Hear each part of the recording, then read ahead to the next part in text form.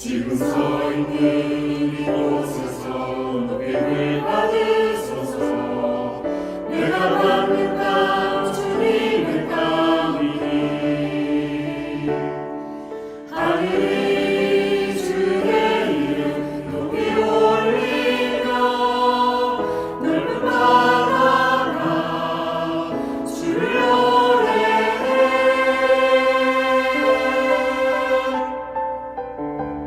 모든 만물 주를 경배해.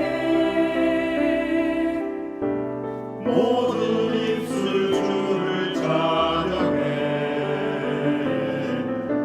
천지를 만드신 만물의 통치자 높임을 받으소서.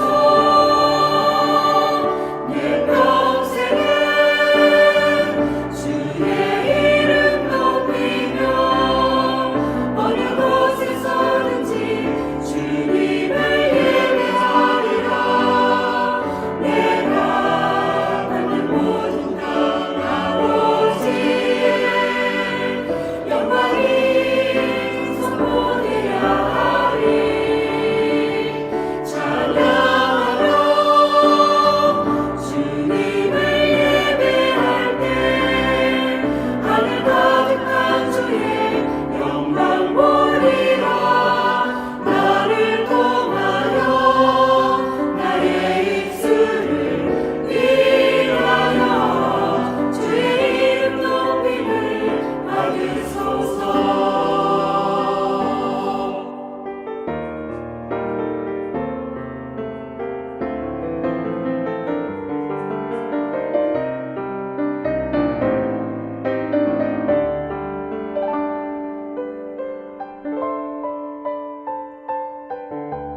모든 만물 주를 경배해. 모든 입술 주를 찬양해. 천지를 만드신 만물의 통치자 높임을 받으소서. 내 평생에 주의 이름 높이며 어느 곳에서든지 주님을 예배하리라. 내가 받는 모든 땅 아버지의 영광이 선포되야 하리. 찬양하며 주님을 예배할 때 하늘 가득한 주의 영광 보리라. 나를 통하여 나의 입술을 위하여 주의 이름 높임을 받으소서. 나를 통하여 나의 입술을 위하여 주의 이름 높임을 받으소서. 주의 이름 높임을 받으소서.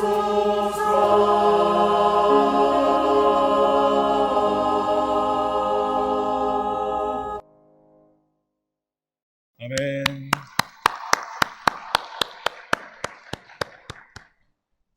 찬양 감사합니다. 그리고 영상 감사합니다. 그 편집 수준이 거의 한국 정상급입니다. 날이 갈수록 더 발전하는 것 같아요. 귀한 은혜 주신 것 감사합니다. 잠깐 기도하고 시작하겠습니다.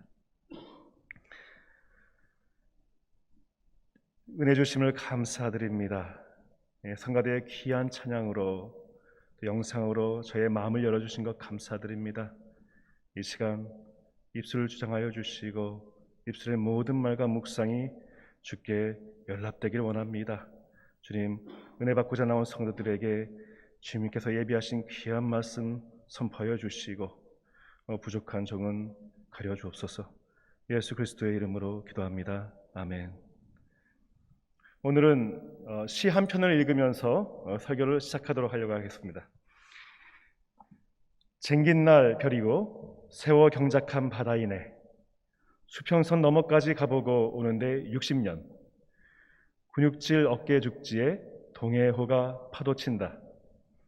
아버지 가던 길은 따라가지 않겠다고 빈 어창에 버티던 길 여기까지 따라왔다.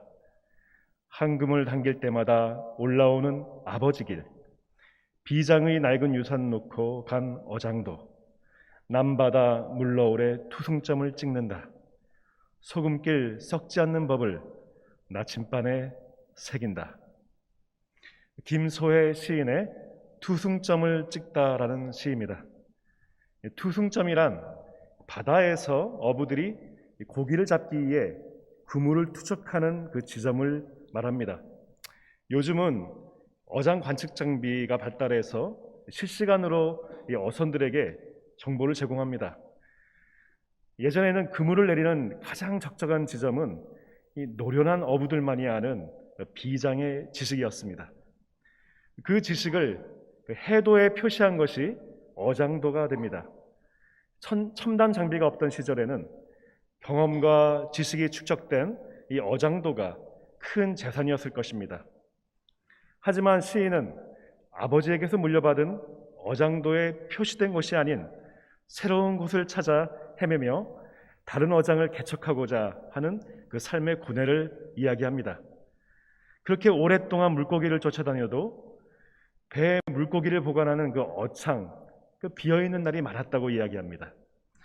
결국에 찾았던 그 어장은 물려받은 그 어장도에 이미 표시된 투승점이었던 것을 알게 됩니다.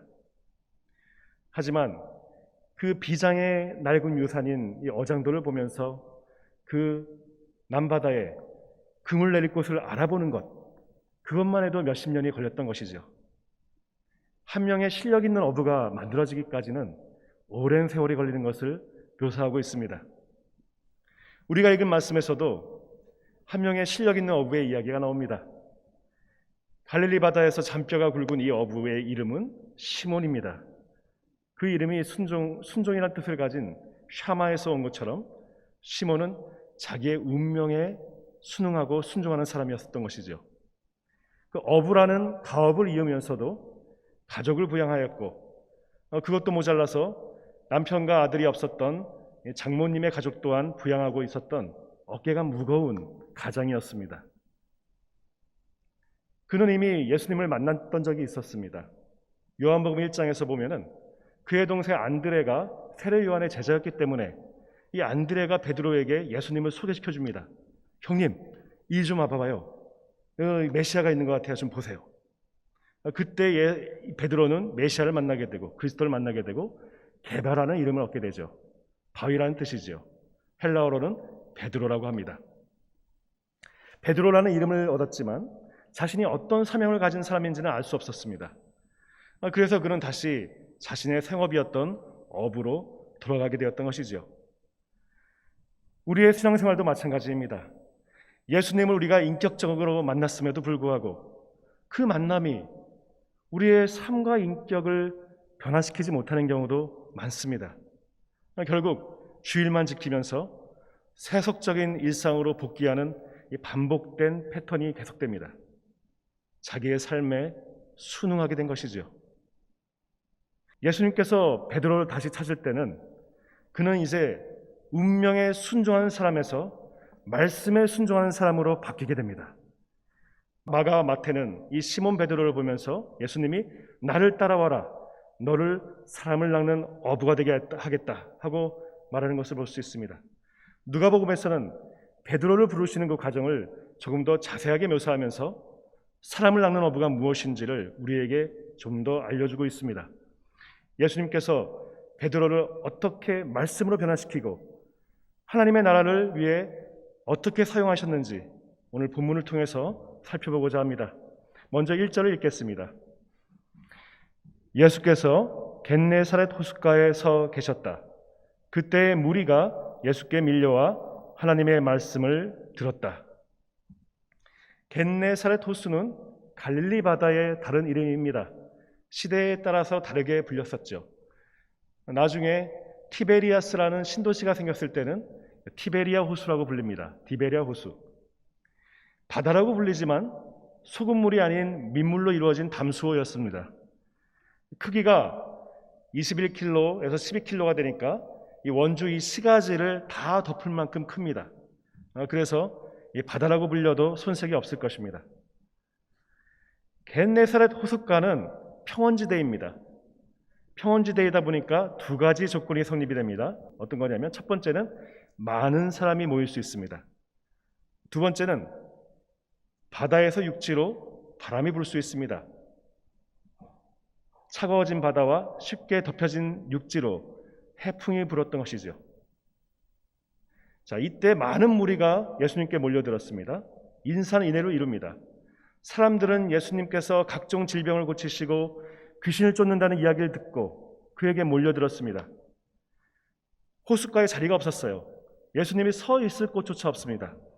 그때 예수님께서는 정박해 있는 배들을 보시고 멋진 아이디어를 짜내시죠.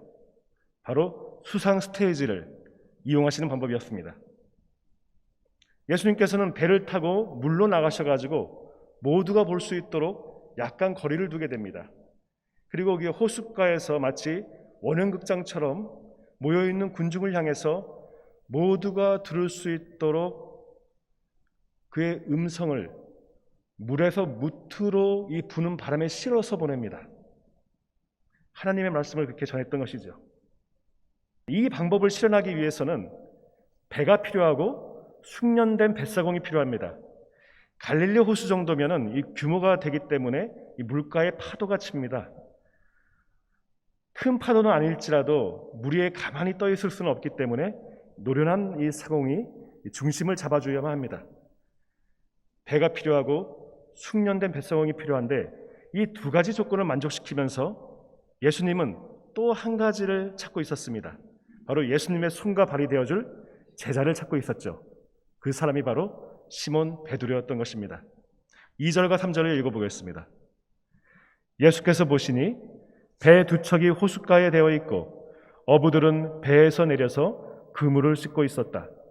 예수께서 그 배 가운데 하나인 시몬의 배에 올라서 그에게 배를 무트에서 조금 떼어 놓으라고 하신 다음에 배에 앉으시어 무리를 가르치셨다.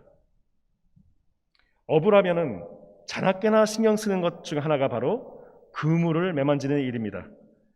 그물은 고기잡이를 한번 하고 나면은 엉켜버려서 다시 사용하려면 반드시 닫고 손질을 해줘야 됩니다. 이끼가 끼고 해초들을 떼어내고 엉킨 것들을 풀어주고 찢어진 것들을 메워주고 그렇게 해야 다음 출항할 때에 고기들을 제대로 잡을 수가 있기 때문이지요.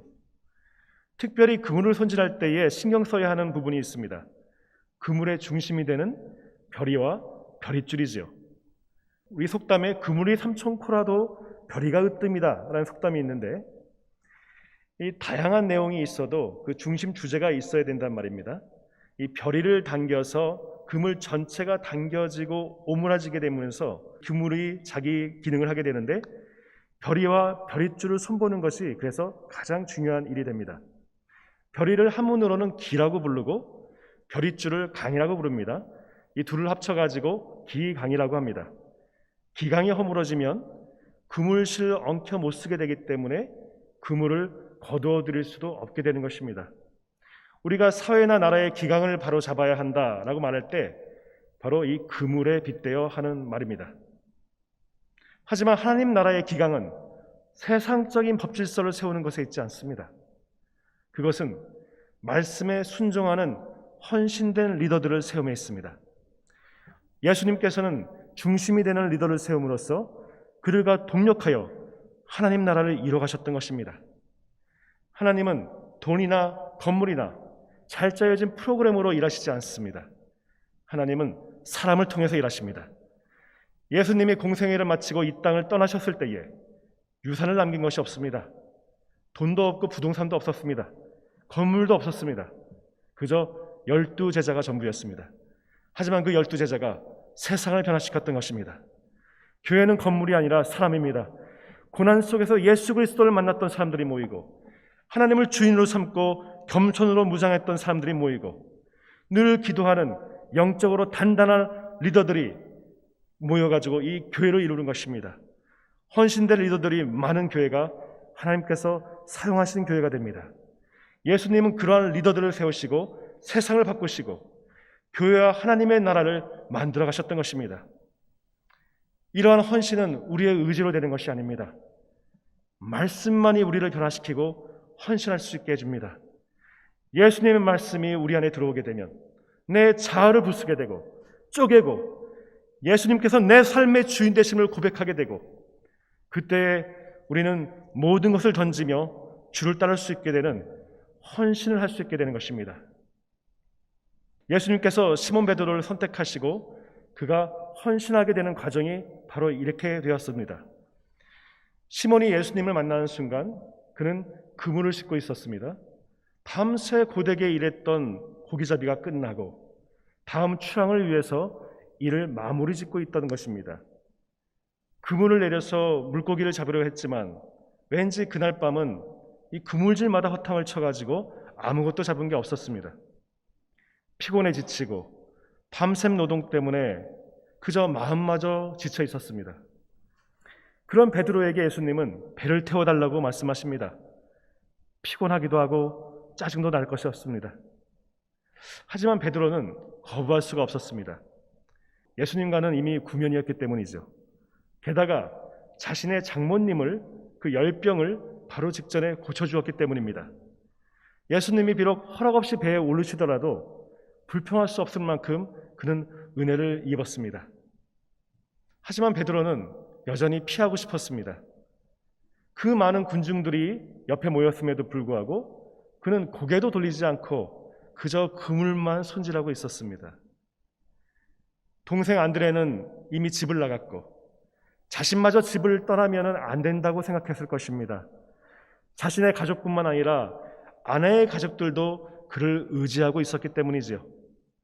남들보다 2배 더 일을 해야 했던 그였기에 단 하루도 그물질을 포기할 수가 없었습니다.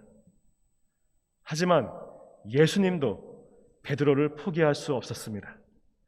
그를 목적으로 삼고 그에게 일부러 다가오신 것이었습니다. 베드로가 주님을 선택한 것이 아니었어요. 바로 예수님이 먼저 베드로를 선택한 것입니다. 우리가 구원받은 것도 마찬가지입니다. 우리가 예수님을 선택한 것이 아닙니다. 주님께서 우리를 선택하셨고 만나주셨던 것입니다. 그렇게 선택받았던 사람들이 모인 것이 바로 이 교회인 것이지요. 우리가 교회를 선택할 수 있을지 몰라도 하나님을 선택할 수는 없습니다. 그저 죄인인 우리들을, 자격 없는 우리들을 하나님께서 선택하여 주셔서 이 자리에 나올 수 있도록 이끌어 주셨기 때문입니다. 요한일서 4장 10절을 읽어보겠습니다. 사랑은 이 사실에 있으니 곧 우리가 하나님을 사랑한 것이 아니라 하나님이 우리를 사랑하셔서 자기 아들을 보내어 우리의 죄를 위하여 화목제물이 되게 하신 것입니다. 사랑하는 여러분, 하나님께서 이렇게까지 우리를 사랑하셨으니 우리도 서로 사랑해야 합니다. 만일 주님께서 베드로를 선택하지 않으시고 베드로의 배가 아닌 다른 배를 타셨다면 베드로는 그저 군중 속의 한 사람으로서 예수님의 말씀을 듣게 되었을 것입니다. 현실적으로 생각할 때에 그 지친 몸과 마음 상태로서는 설교 말씀이 귀에 들어올 리가 만무했을 것입니다. 그저 하고 있던 그물 손질만 마치면은 빨리 집에 가서 쉬고 싶은 마음만 가득했을 것입니다. 주님께서는 그렇게 지쳐있는 베드로를 군중들 속에 주지 않으시고 함께 배에 오르게 하셔서 가장 가까이에 두십니다. 그리고 가장 또렷한 음성으로 하나님의 음성을 듣게 하셨던 것이지요.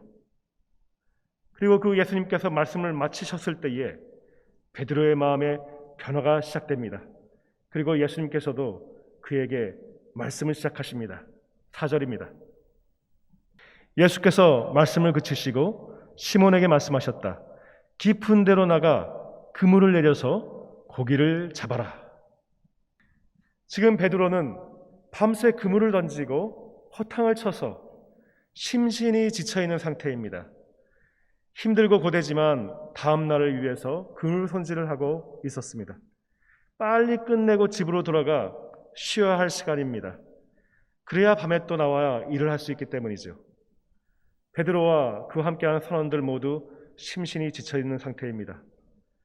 그런데 예수님은 그런 그들에게 그물을 또 내리라고 말씀하신 것입니다. 이미 손질을 끝낸 그물, 그걸 내렸다가는 또다시 그물을 손질해야 할 것입니다. 마치 퇴근 직전에 야근을 잔뜩 가져오는 이 직장 상사들이 있죠. 얼마나 미운지 모릅니다. 지금 어부들이 그런 심정일 거예요. 게다가 예수님의 명령을 도저히 받아줄 수 없는 또 한 가지 이유가 있어요. 밤에도 못 잡은 물고기를 어떻게 한낮에 잡을 수가 있다는 것이죠. 물고기들은 낮에는 바위 뒤에, 바위 같은 곳에 숨어 있다가 밤이 되어야 먹이를 찾아서 밖에 나와서 활동하기 시작합니다.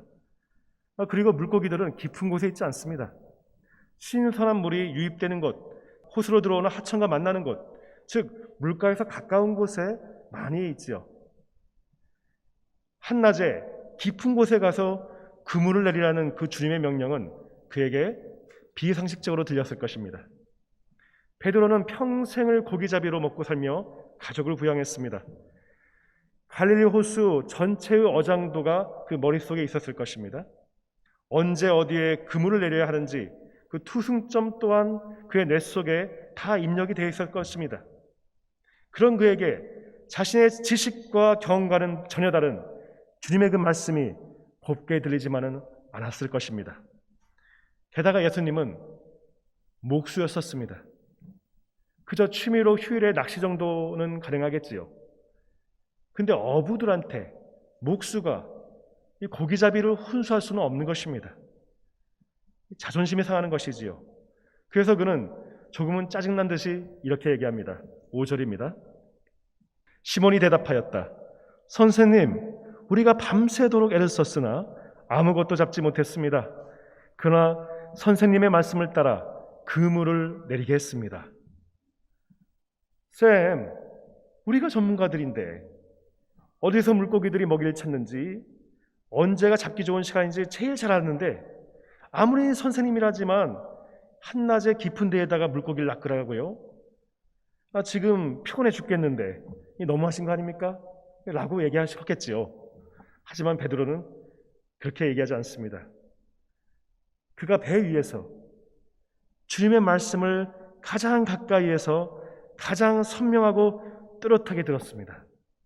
그 말씀이 지쳐있던 그에게 위로가 되었고 힘이 되었기 때문에 그는 이렇게 말할 수 있었습니다.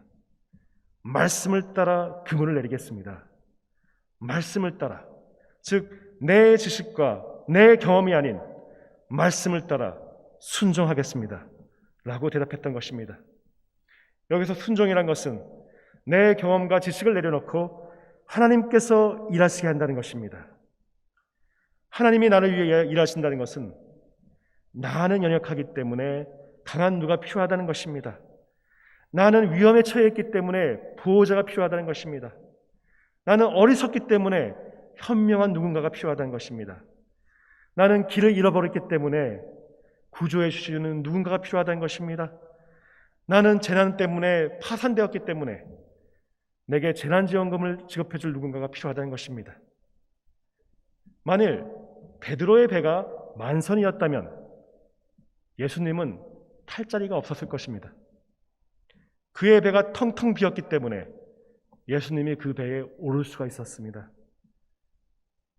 우리가 풍족했을 때 예수님을 만나면 좋겠지만 대부분의 경우 우리가 망했을 때, 아플 때, 힘이 없고 능력이 없을 때 주님을 만나게 되는 경우가 많습니다.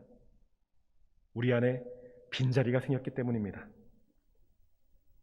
베드로는 오래된 신앙을 가진 사람이 아닙니다. 하나님 말씀의 전문가도 아니었습니다.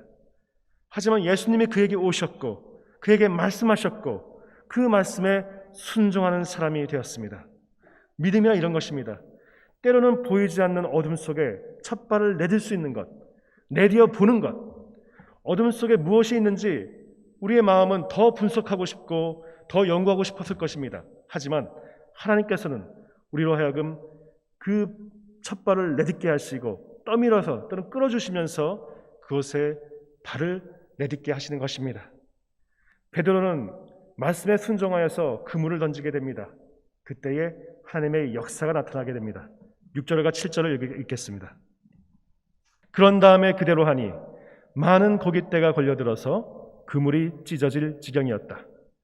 그래서 그들은 다른 배에 있는 동료들에게 손짓하여 와서 자기들을 도와달라고 하였다. 그들이 와서 고기를 2배에 가득히 채우니 배가 가라앉을 지경이 되었다. 말씀은 분석하는 것이 아닙니다.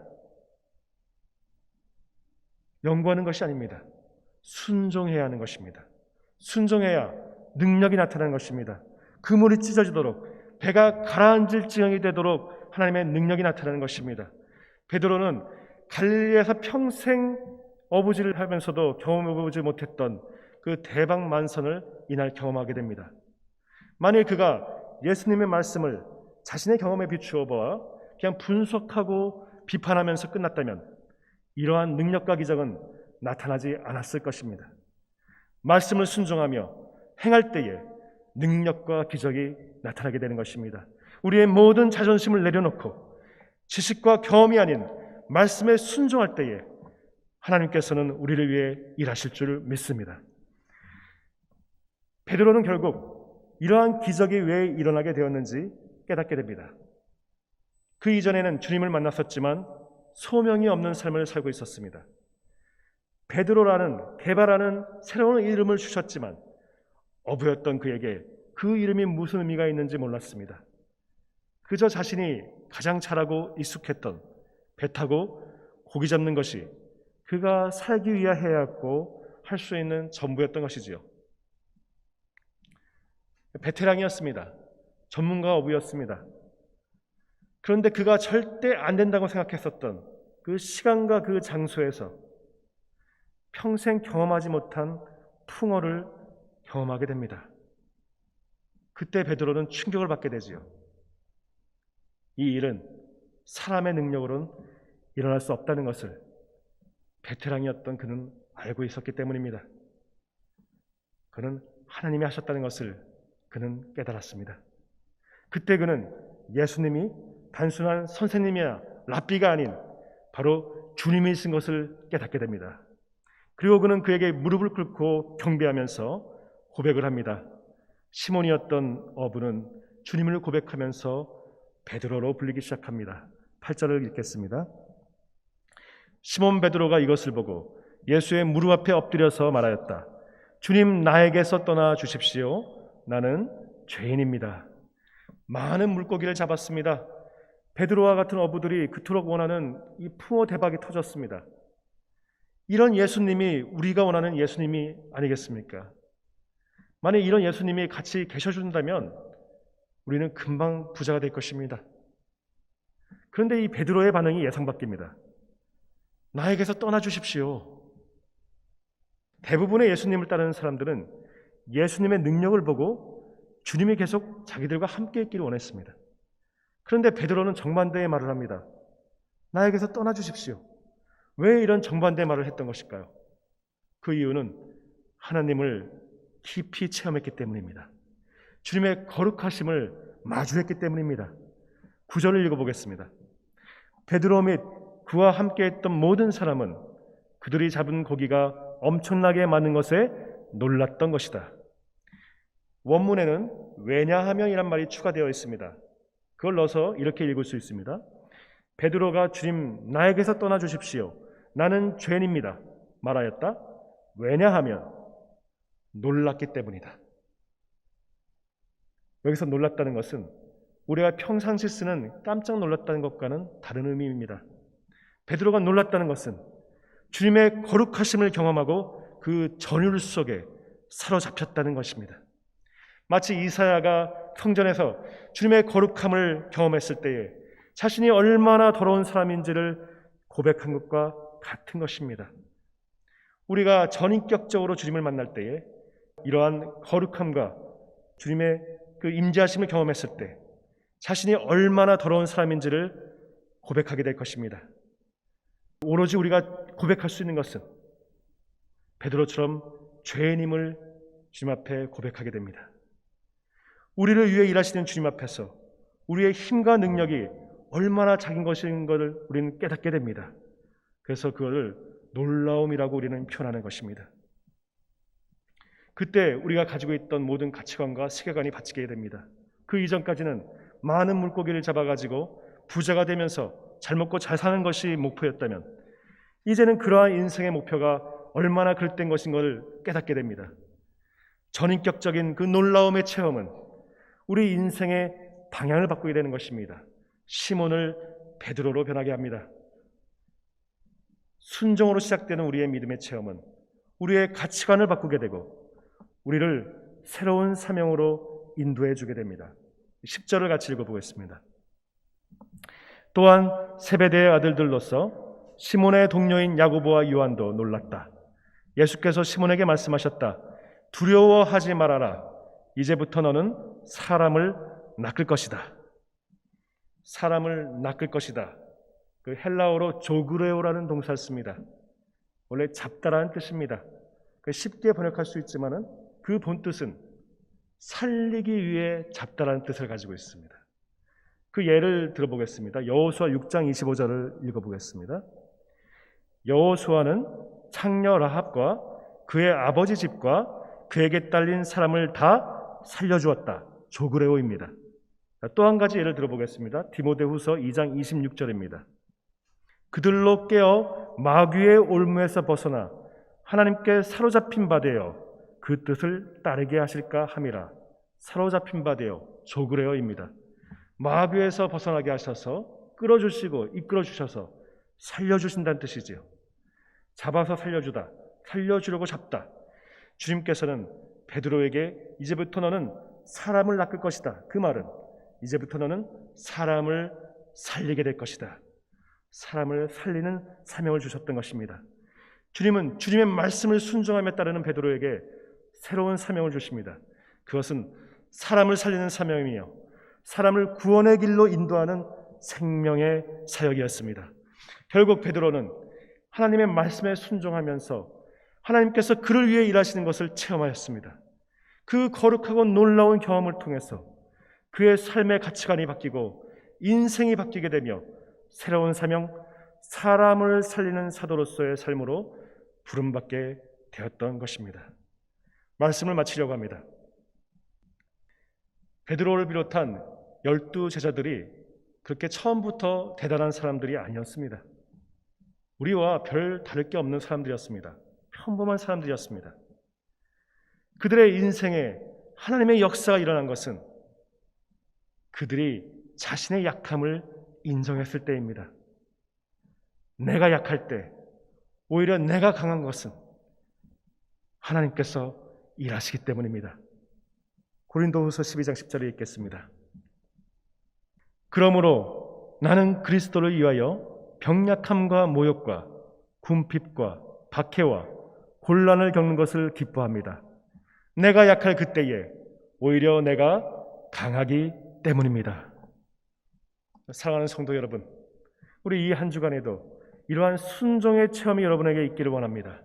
나는 약할지라도 힘이 없을지라도 하나님께서 우리를 위해 크고 놀라운 일을 행하실 것을 믿습니다. 그리고 우리 주변의 이웃들을 향해서 사랑을 아끼지 않기 원합니다. 생명을 살리는 그 사명과 사역을 감당할 수 있게 바라며 사람을 살리는 어부가 되기를 주님의 이름으로 축원합니다. 우리 이 시간 함께 찬양하기 원합니다. 주님의 말씀 무지하기 원합니다. 주님의 능치 못하실 일 전혀 없음을 우리 고백하기 원합니다.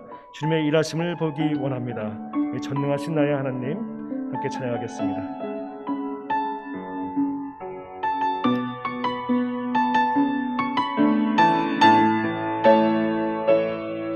전능하신 나의 주 하나님을 능치 못하실 일 전혀 없네. 우리의 모든 간구도 우리의 모든 생각도 우리의 모든 꿈과 모든 소망도 신실하신 나의 주 하나님을 우리의 모든 괴로움 바꿀 수 있네. 불가능한 불가능한 일 행하시고 죽은 자를 일으키시니 그를 이길 자 아무도 없네.